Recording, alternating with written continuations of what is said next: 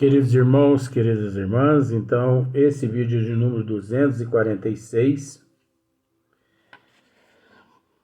Hoje nós vamos começar um novo tema que é Eterna Sucessão dos Mundos. Mas antes, nós temos uma nota de rodapé de Kardec, que primeiro nós temos que esmiuçá-la para depois entrarmos nesse novo tema que é Eterna Sucessão dos Mundos.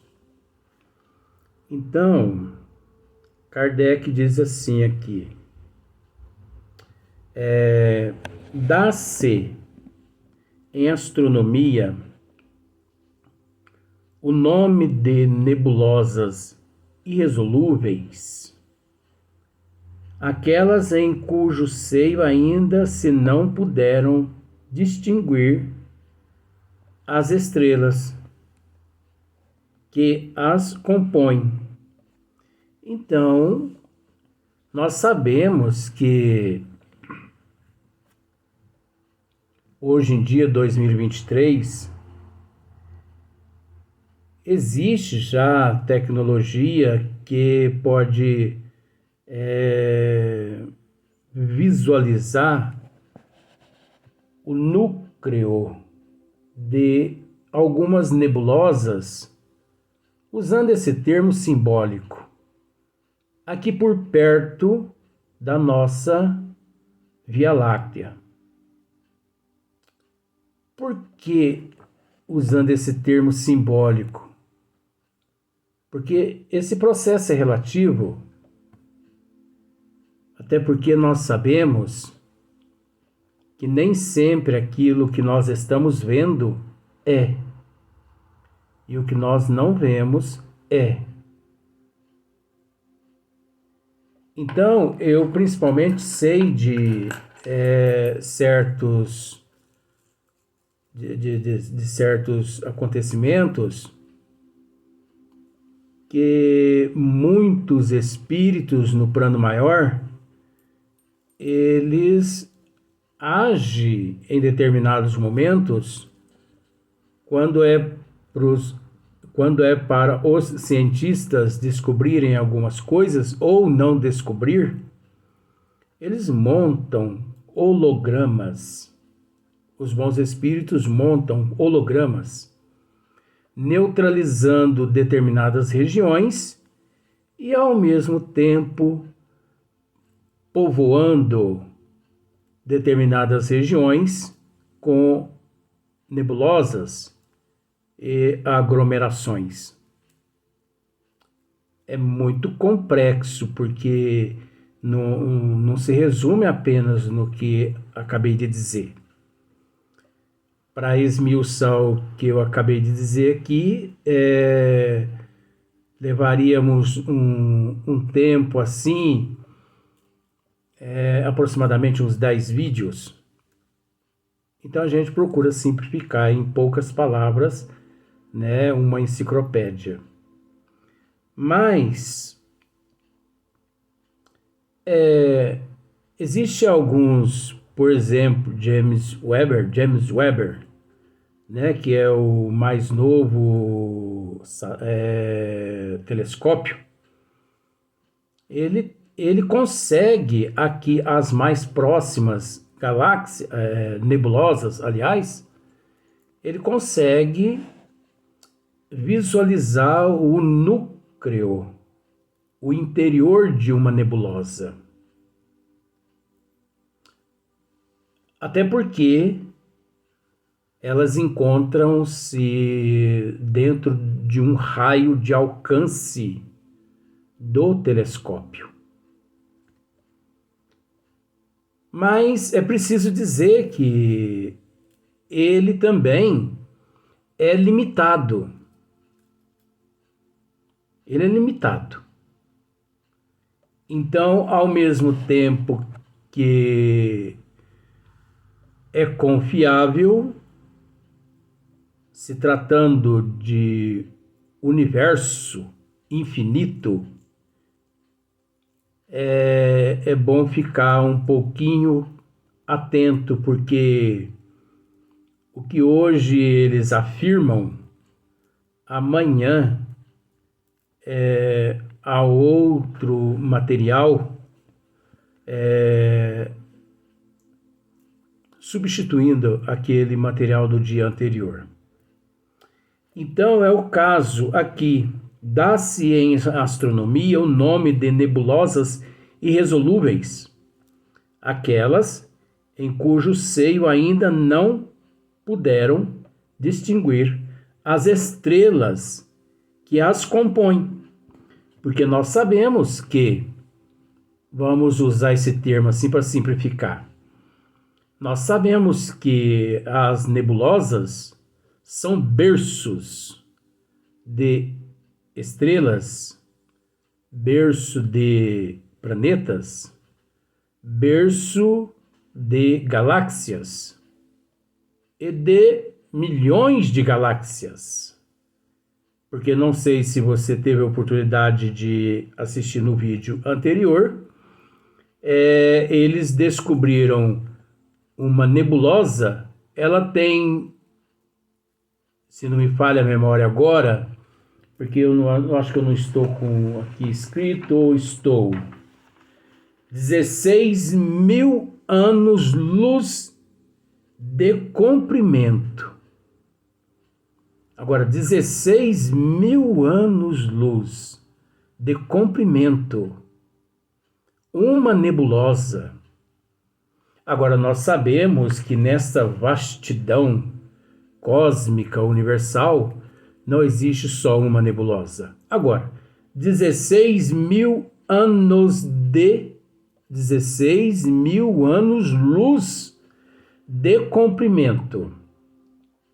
É óbvio que milhares de galáxias no interior dessas nebulosas constantemente, eu vou usar também esse nome, são descarrilhadas por todos os universos. Então, a coisa é gigantesca, né? Então, dá-se em astronomia o nome de nebulosas irresolúveis aquelas em cujo seio ainda não se puderam distinguir as estrelas que a compõem, porque no centro, no núcleo das nebulosas, existem as galáxias, as estrelas, existem os planetas, e que depois, né, os ministros, os arquitetos, eles vão, de certa forma assim, direcionando de acordo com o movimento gravitacional de cada qual e também da área equatorial da nebulosa, porque a nebulosa também tem a sua área, a sua região equatorial. Não são só os planetas que possuem a região equatorial.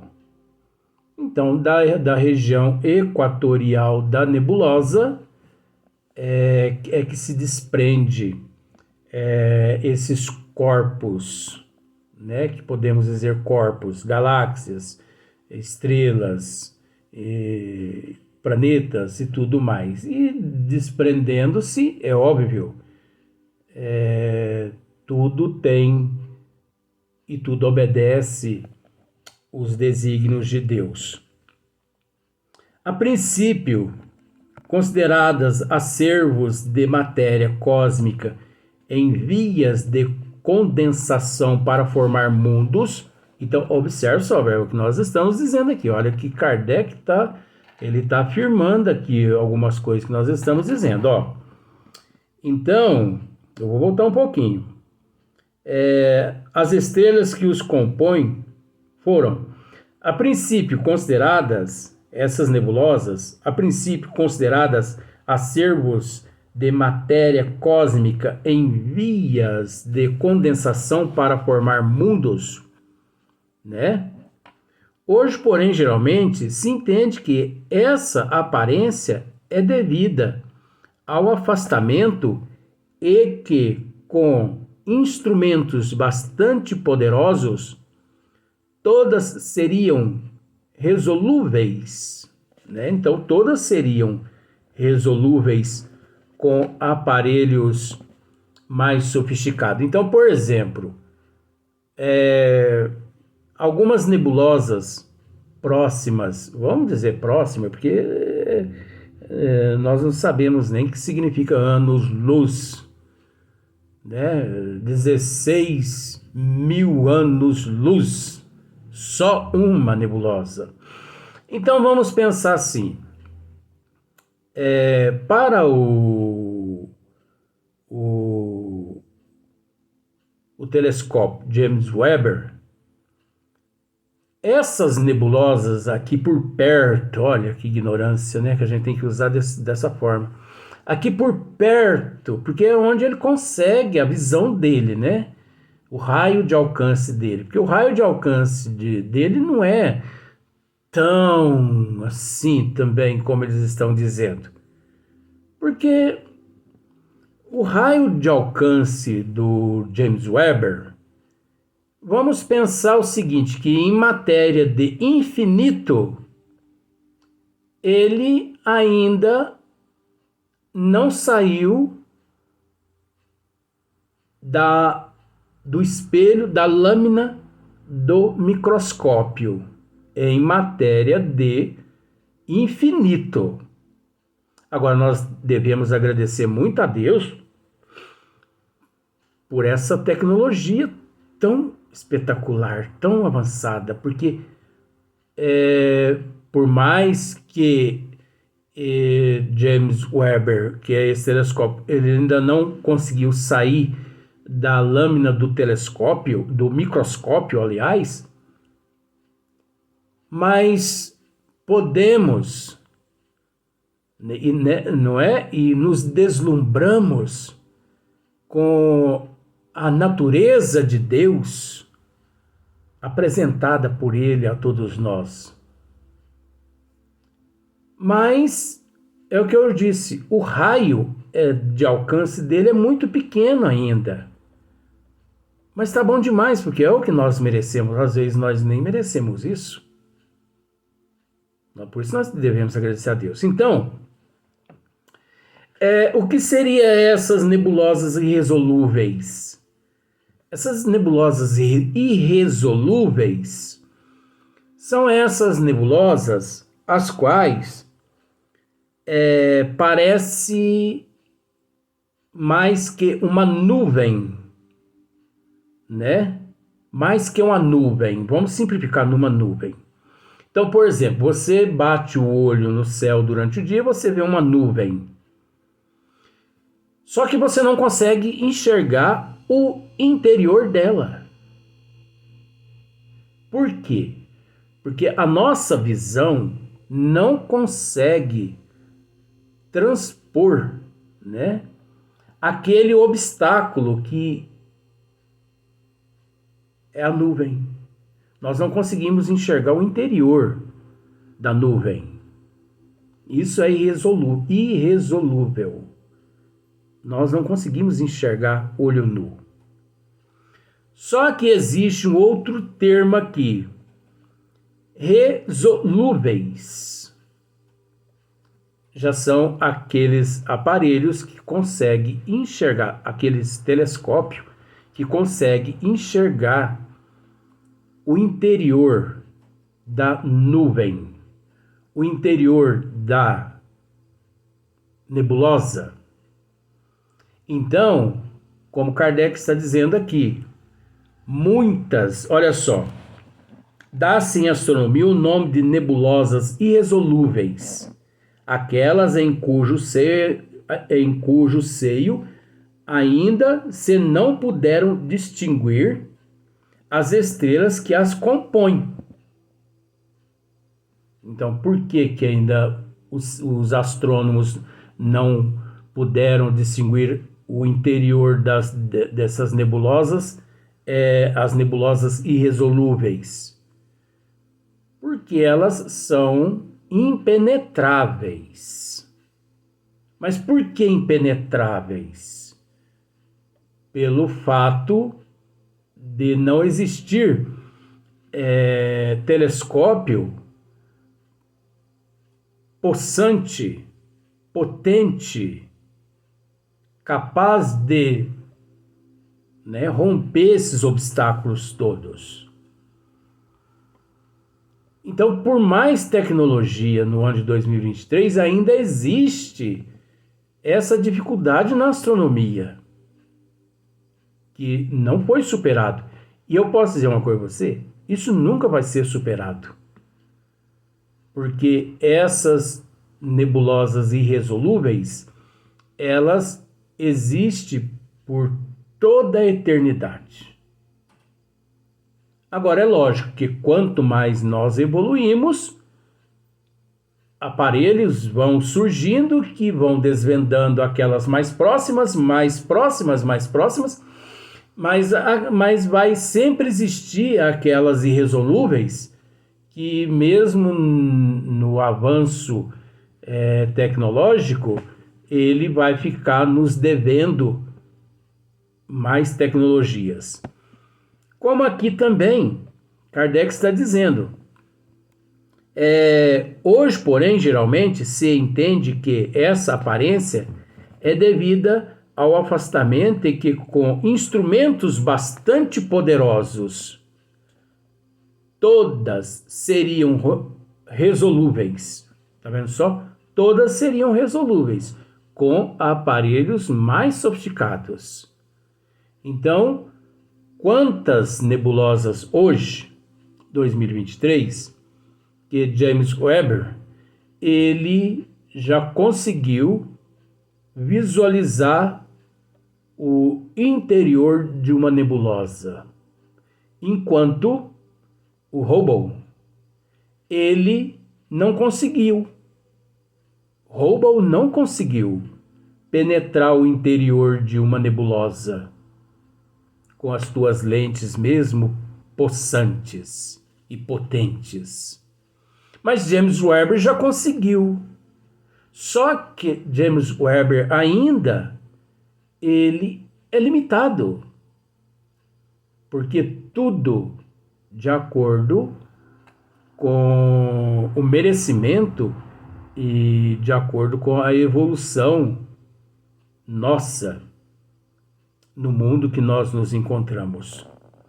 Uma comparação familiar pode dar-se ideia, embora muito imperfeita, das nebulosas resolúveis, Muito imperfeita das nebulosas resolúveis.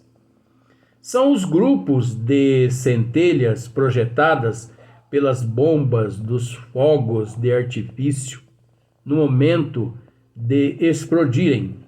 Cada uma dessas centelhas figurará uma estrela, e o conjunto delas, a nebulosa, ou grupo de estrelas reunidas num ponto do espaço e submetidas a uma lei comum de atração e de movimento. Vistas de certas distâncias, mal se distinguem essas centelhas. Então, olha só para você ver, que comparação até legal que Kardec faz aqui. Então, tem uma bomba, Você vai soltar um fogo de artifício, aqueles fogos de artifício.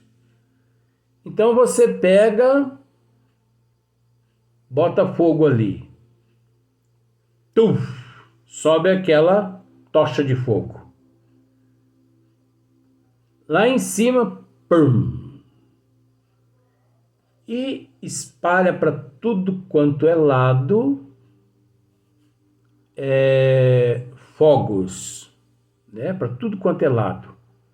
Então Kardec está simbolizando isso aqui da seguinte forma: cada centelha daquela ali é uma estrela que encontrava-se dentro daquele núcleo que é aquela bomba que foi lançada no ar devido à força propulsora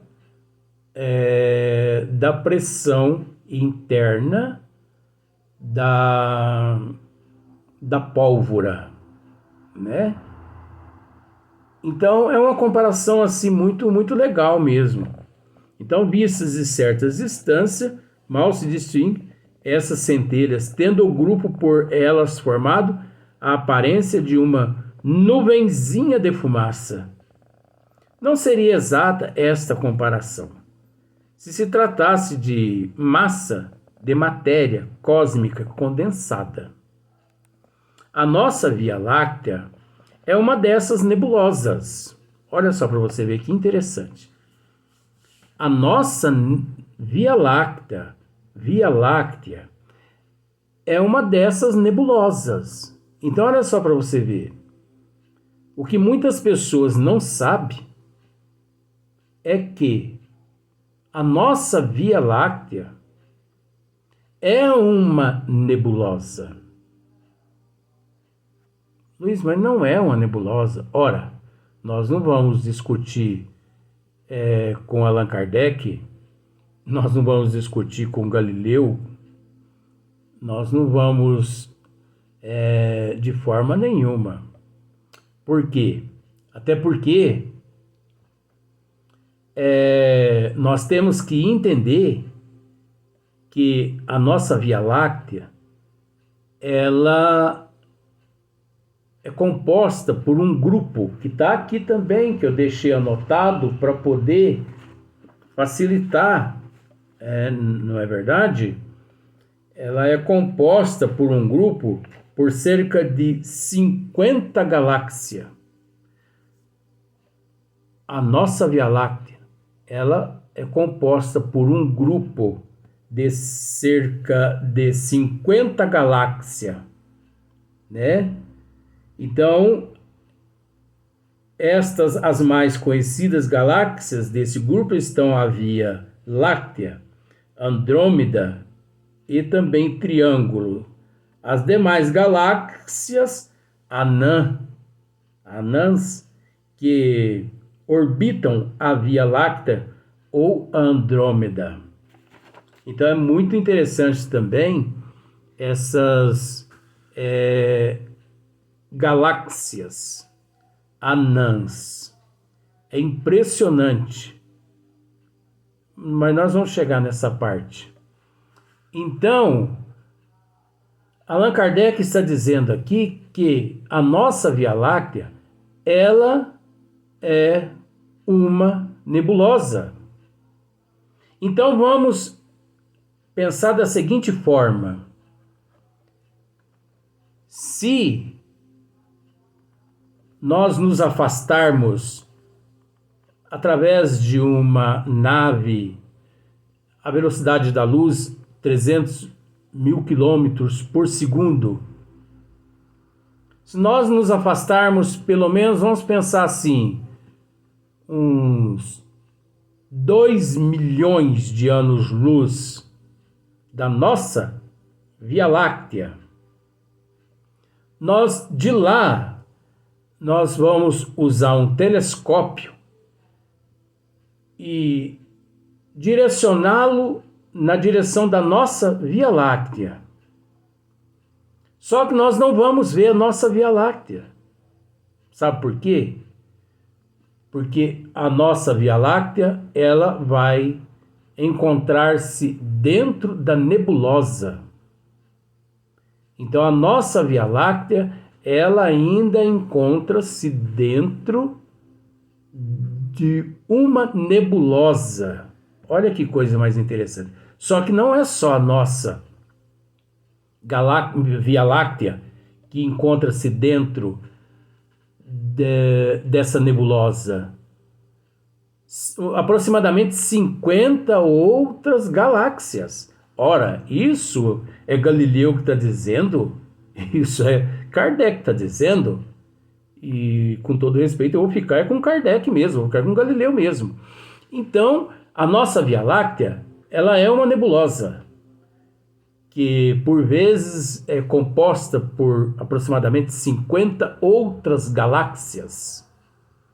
Inclusive, uma dessas galáxias que encontra-se dentro dessa nebulosa juntamente com a nossa Via Láctea é Andrômeda.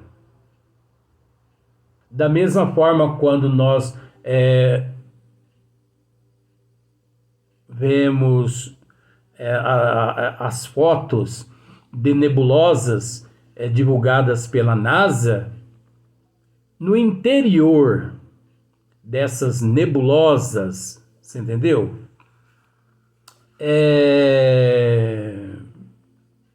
Encontram-se milhões de galáxias do mesmo modo que encontram-se aqui na nossa Via Láctea. Parece um assunto assim tão inapropriado, né? Um assunto tão sem graça, mas médium precisa desse tipo de assunto. Então vamos para o próximo vídeo, mas nós vamos continuar nessa nota de rodapé aqui de Kardec.